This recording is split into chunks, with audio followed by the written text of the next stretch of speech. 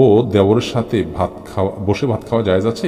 শ্বশুরের সাথে সামনে দিয়ে খেতে পারে, কিন্তু দেবর যদি বয়স্ক হয়, প্রাপ্তবয়স্ক হয়, তার সামনে বসে খাওয়া জায়েজ নেই। খাদিজা ইসলাম জানাচ্ছেন, আমার স্বামী নামাজ পড়ে না, আমি কি করব?